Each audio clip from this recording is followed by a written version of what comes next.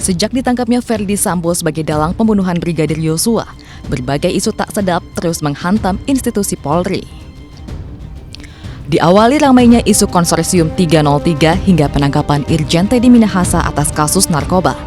Kini publik kembali dibuat geger dengan isu adanya perang bintang di tubuh Korps Bayangkara tersebut. Nama Ismail Bolong pun menuai sorotan atas pengakuannya bahwa dirinya sempat menyetori sejumlah uang hasil kegiatan tambang ilegal kepada salah satu petinggi Polri.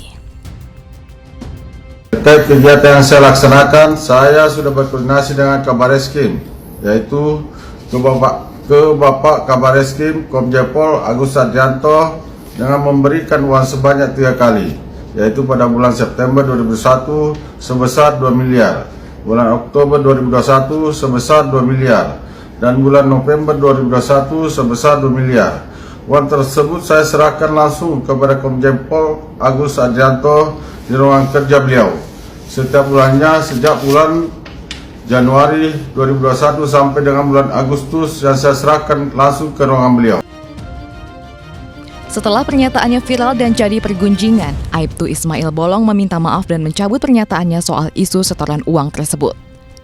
Namun nasi telah jadi bubur. Dari pernyataan tersebutlah muncul dugaan adanya perang bintang yang menyebut para perwira tinggi Polri sengaja saling buka kartu truf. Terkait hal tersebut, Menko Polhukam Mahfud MD meminta agar hal ini segera diusut. Menurutnya isu perang bintang harus diredam dengan mengukir akar permasalahannya.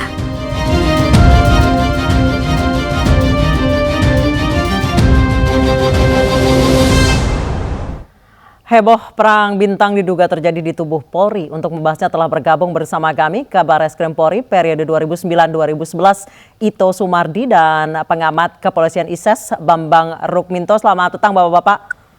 Selamat petang Mbak Anissa. Baik, saya ke Pak Ito terlebih dahulu. Pak Ito, Anda melihatnya di sini ada perang bintang. Bapak sudah lihat videonya Bapak, dua-duanya, yang pengakuan dan klarifikasi? Sudah. Kalau saya melihat, saya sudah lihat dua-duanya Mbak. Dari pertama muncul, karena istilah perang bintang ini yang saat ini ya di tubuh Polri yang digulirkan di berbagai media ini menjadi satu topik yang sangat menarik bagi publik untuk didiskusikan tanpa menunggu kebenaran faktanya. Ya.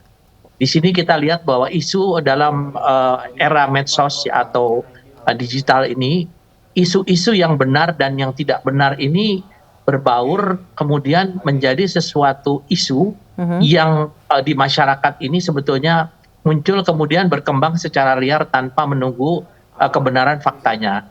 Kalau saya melihat daripada video saudara Ismail Bolong, itu pertama kan dia baca, kemudian ada seolah-olah yang mendikte. Nah, kemudian yang pertama atau yang kedua nih Pak, yang mendikte Pak, menurut Bapak? Yang pertama dan yang kedua ya. Tapi yang pertama dulu lah waktu isu itu digulirkan. Saya mencoba untuk flashback pada saat saya menjabat sebagai Kabareskrim. Orang untuk menghadap Kabareskrim itu harus melalui satu berbagai prosedurnya ya, sekpri, kemudian ajudan, kemudian Kabareskrim itu akan bisa menentukan siapa yang boleh datang. Nah, sekarang tinggal dicek saja pengakuan Ismail Bolong itu kapan, tanggal berapa, jam berapa, karena di semua itu dilihat melalui CCTV. Tidak mungkin ada orang masuk ruang Kabareskrim tanpa diketahui melalui CCTV. Nah, itu yang paling sederhana.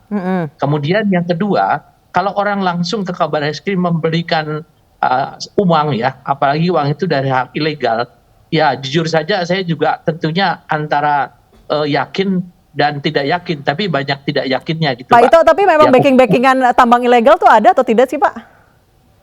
Kalau itu kan kita harus mengatakan bahwa biasanya di tambang ilegal itu kan ada yang istilahnya menjadi orang yang jaga ya. Tapi kan bukan hanya dari polisi saja Mbak ya, banyaklah dari instansi lain atau lembaga lain ya. Tapi kalau ini memang menyangkut masalah oknum polisi, saya akui ada.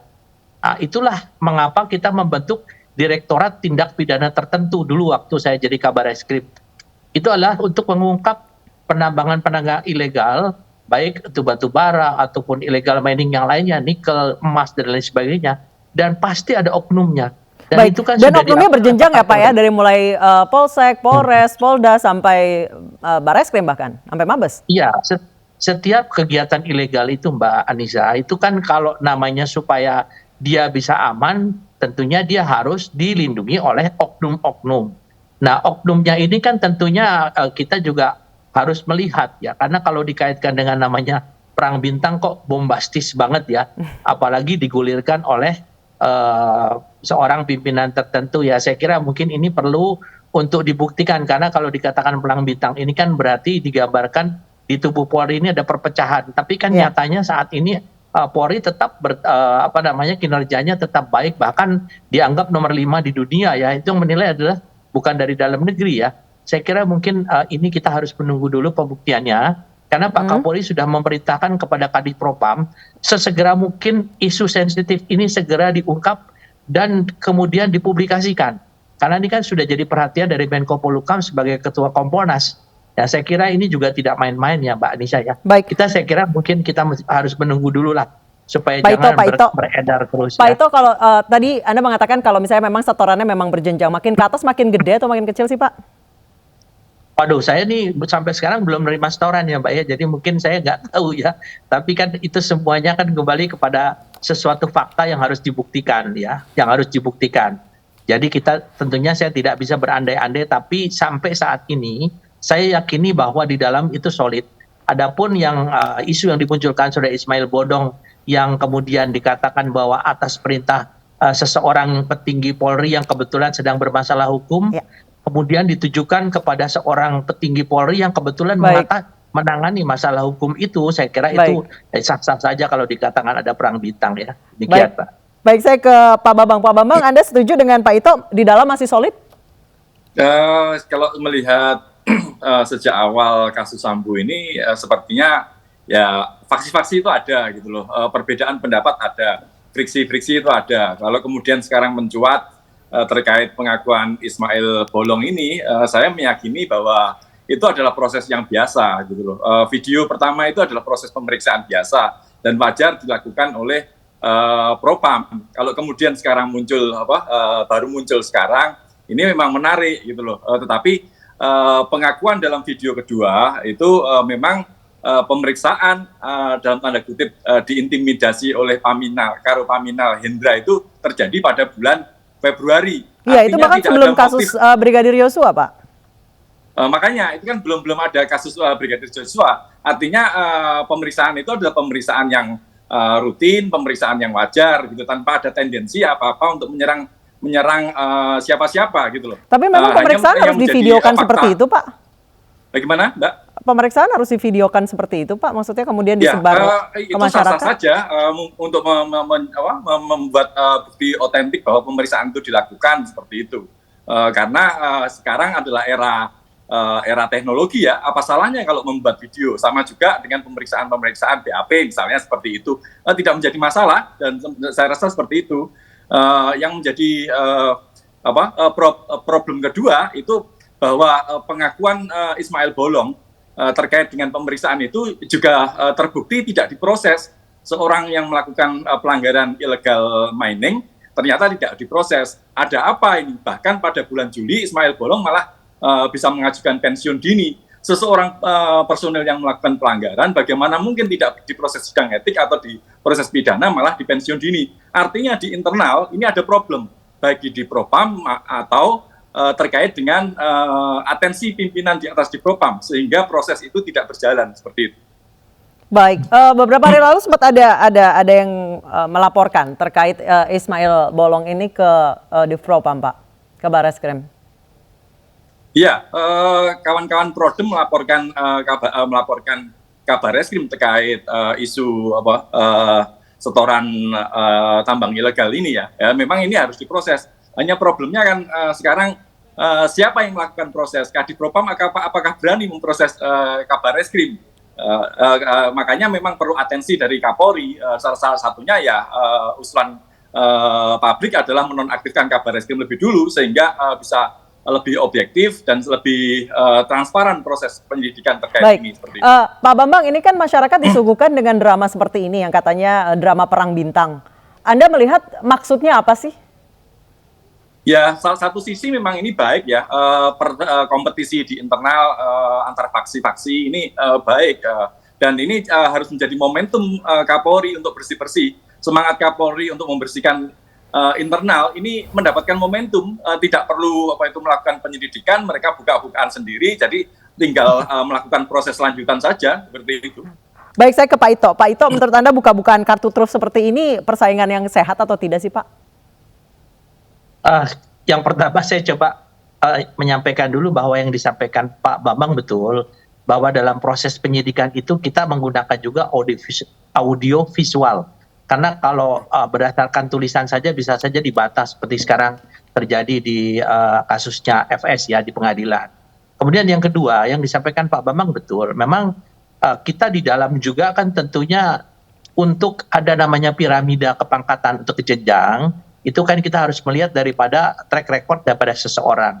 Nah kalau untuk kasus Ismail Bolong ini kan yang dituduhkan adalah gratifikasi yang dihasilkan daripada illegal mining.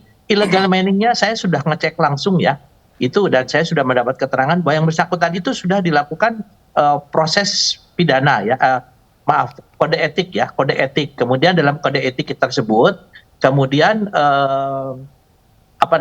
yang dalam kode etik itu dia telah diberikan sanksi dan dia memilih ya, karena daripada demosi lebih baik dia memilih mengundurkan diri sehingga dia statusnya adalah masih sebagai anggota Polri. Ya, kemudian yang kedua terkait dengan laporan dari Prodem tentunya harus bisa dibuktikan kan kalau memang betul ada gratifikasi. Berarti harus diperiksa semua ya Pak, termasuk Kabareskrimnya ya?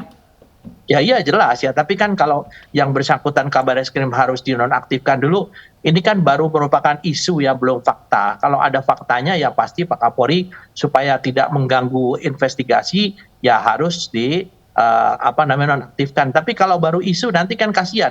Kalau orang tidak suka dilempar isunya, nanti semua petinggi-petinggi Polri yang dilempar isu harus dinonaktifkan. Saya kira mungkin akan bisa mengganggu jalannya organisasi kepolisian. Demikian Mbak Nisa. Baik, silakan Pak Bambang tanggapannya. Ya, saya setuju apa yang disampaikan Pak Itu yang terakhir ya. Memang tidak semua isu itu harus diproses kemudian dinonaktifkan, tetapi ini karena ini menyangkut isu yang mendapatkan perhatian publik dan fakta-fakta pun juga sudah mulai banyak bergulir terkait dengan surat di Propam tanggal 7 April juga sudah banyak beredar di media massa yang menyatakan terkait dengan pemeriksaan itu memang ada atensi dari Kabareskrim sehingga proses etik itu tidak berjalan gitu. Yang disampaikan saya berbeda pendapat terkait dengan dengan Pak Itu terkait dengan hanya proses etik dan kemudian dipersilahkan Ismail Bolong melakukan pensiun dini karena terkait dengan pelanggaran tambang ilegal ini tentunya bukan hanya proses etik saja. Baik. Ada pelanggaran pidana juga gitu loh. Seharusnya ini juga dilakukan, tetapi mengapa hal ini kemudian berhenti begitu saja? Ini yang menjadi pertanyaan dan ini harus segera dibuka sehingga isu-isu tidak semakin liar dan semakin menggerogoti kepercayaan masyarakat kepada kepolisian seperti itu. Baik, terima kasih Pak Bambang Rukminto, terima kasih juga Bapak Ito Sumardi sudah bergabung bersama kami di Newsroom. Selamat petang Bapak-Bapak. Pemirsa, Ajudan Verdi Sambo, Azan Romer mengaku takut sehingga keterangannya berubah-ubah. Informasi selengkapnya akan kami hadirkan usai jeda.